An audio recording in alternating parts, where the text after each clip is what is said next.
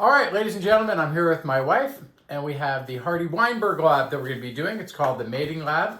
I'm just going to leave that there.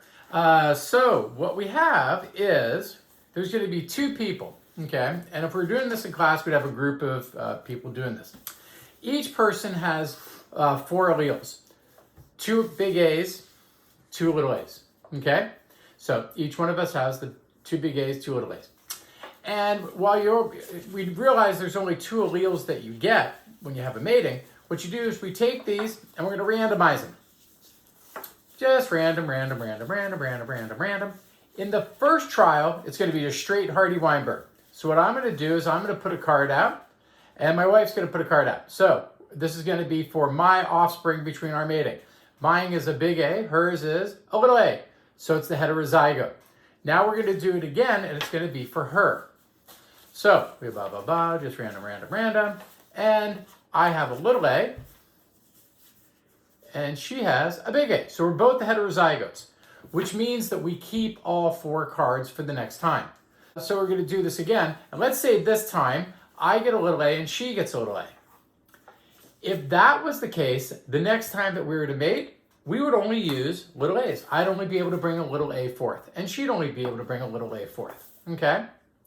And so what you do is that we'd have us doing this over and over again with different folks, and then taking a look at the numbers. Now think about it for a second. If it's in Hardy-Weinberg equilibrium, what would you expect over time to exist with the allele frequency from the beginning, which was 50-50, big A, and 50-50, little a, and what would it be after all these trials? We have the data on the MyMidi. You guys would write it up, what's going on, and do a chi-squared for that. For the second trial, we have lethal recessive, which means if you get a little a, you die. So we're going to just go. I'm just going to randomly do this. This is going to be for me. I pick, and I've got a big A. She's got a big A. Awesome. That means I would only bring big A forward. I'd have no little a's to use. If we were to do this again, okay, now it's her turn, and I go, bam, I got a little a. She's got a little a. That means she dies. Now, I know it's rather sad. Wow. Yeah, it's tough, but it's nature. So then what we do is that we would go... Or your dreams. Or my dreams. Then we would go again until she would either get a big A, or a big A, little a. We're going to keep the population going. But we keep track of the deaths. That's the deaths that's going to be on the next section, the lethal recessive. So you're going to get the data for the first one, which is just regular Hardy-Weinberg, the data for the second one, this one here, which is lethal recessive, which means that in that case, we keep track of the deaths over time. Think about it. Is that in Hardy-Weinberg equilibrium anymore? And what's going to happen to the allele frequencies? The third one is the heterozygote advantage. In that particular case, it's like sickle cell anemia. So in that particular case, what happens is if you get little a, you die. And we keep track of those deaths. Those are deaths we keep track of. If you get a big A, little a, then you're cool. That's the heterozygote, and we don't do anything to it. If it's big A, well, remember, that's going to be the homozygote dominant, which means it's possible for them to get malaria and die. And we're going to give it a 50-50 rate. How do we get it a 50-50 rate if you survive? The coin. Okay? So what occurs is that we're going to go through, and let's give it a shot. So if we go through, and I go, aha, I'm big A, she's little a, we're fine. Heterozygote, nothing. We don't do anything. Let's say we get a little a. Boom, little a, uh-oh.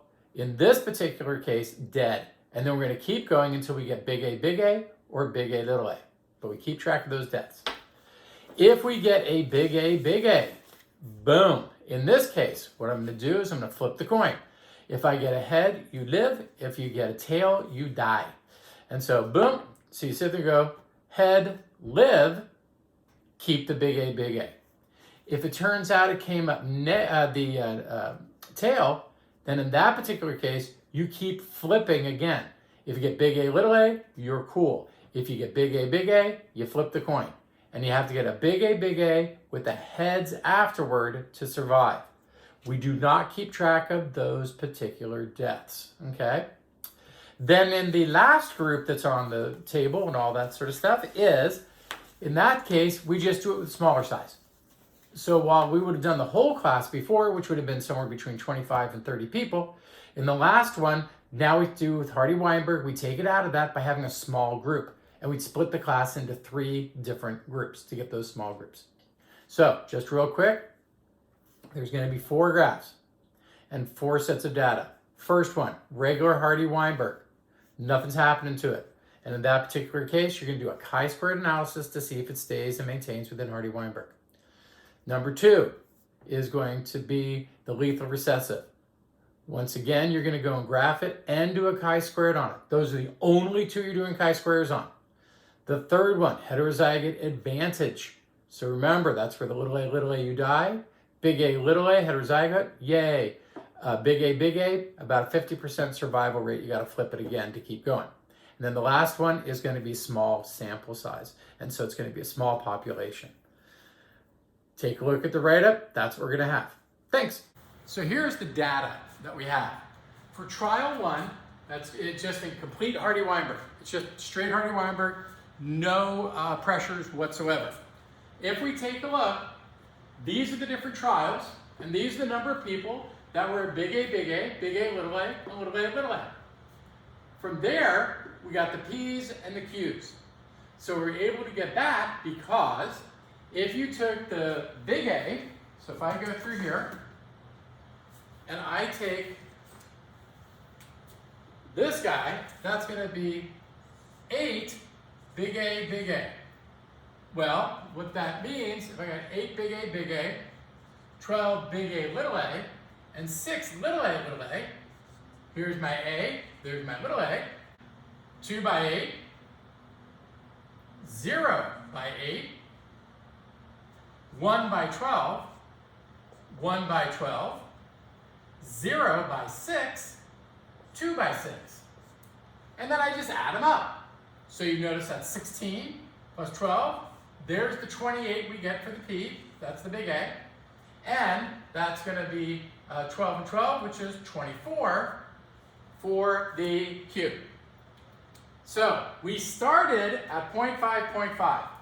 The first trial, this is what we got, 8, 12, 6 with the P and Q. We then ran through 5 trials. And at the end of the 5th trial, we had 7, 14, 5. So 28P, 28Q. Okay? So we started with a 0.5P, 0.5Q, ended up with 0.54 and 0.46. And you can get these, once again, by taking the number, dividing by the total, and that gets you the frequency. Now remember, we can't use frequencies. We can only use the actual numbers. So because we're going to do it a chi-square. So when you actually do the chi-square, you got to use the numbers, not the frequencies. So that's the first one. In the second one, now we have lethal recessive. So on that, we start out with the 0.5. Notice there's nothing in the little a's because they are dead. And then we count the number of deaths that are here. We notice that we go, and we started with the 50-50.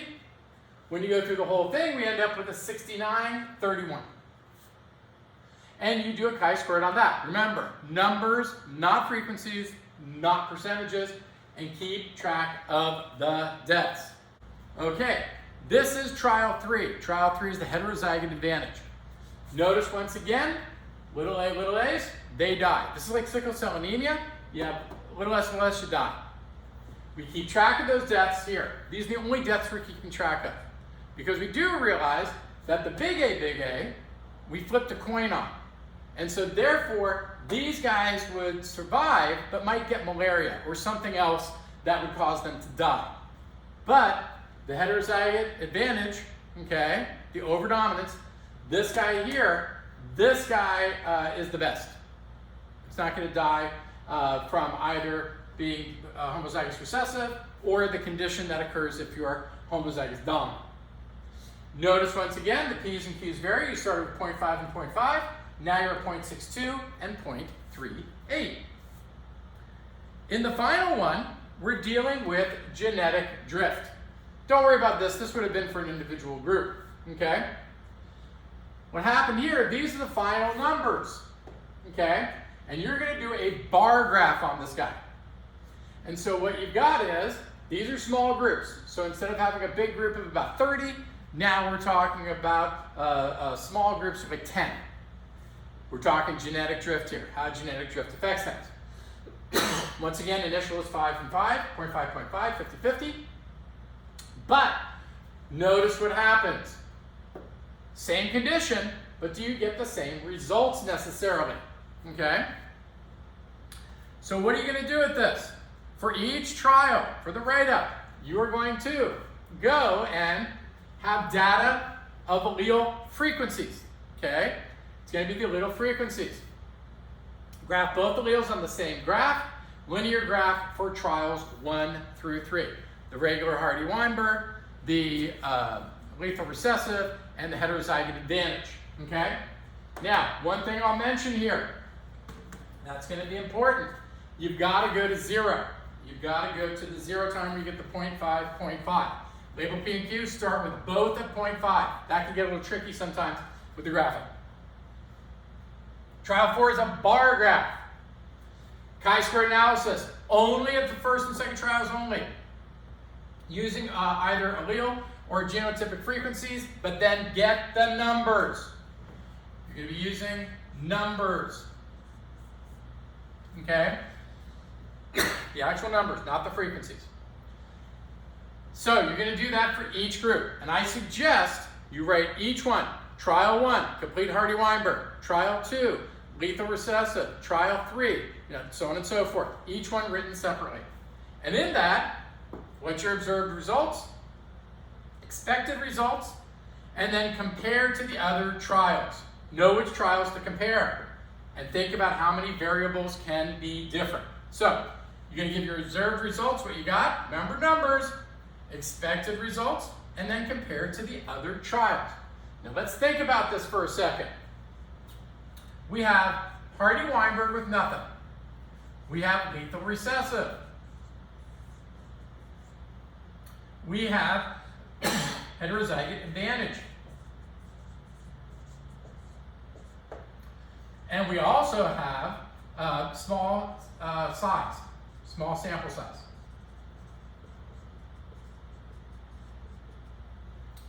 Now, let me just give you one of them. Remember, only one variable can change. Your straight Hardy-Weinberg. Lethal recessive, well, that only means little a dies. So that's one change. So I can compare Hardy-Weinberg with the lethal recessive. Okay? Let me mention, I cannot compare Hardy-Weinberg with heterozygous advantage. Why not? Because not only do I have one variable, which is you can die if you're a, but it's also the homozygous dominant, you get the 50-50 on. Those two cannot be compared. You can only have one variable between them. I'll let you guys figure out which other variables you can actually, or which conditions you can compare. Remember, it can only be one variable. So let's go back here for a second. You can get the data allele frequencies. That's just copying the tables. Then you're going to go and do a graph. Make sure you start at 0.5. Trial number 4 is a bar graph. Make sure you get the bar graph done. Chi-square analysis only for complete Hardy-Weinberg and the lethal recessive. Discussion, observed results, expected results.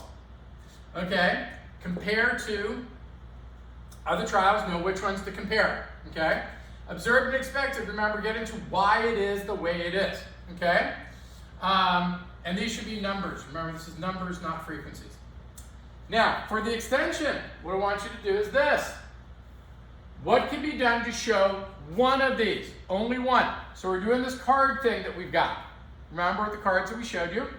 How could you adjust the cards to get a mutation, migration, or non-random mating? Remember, you're just going to be doing the procedure with the cards for one of these.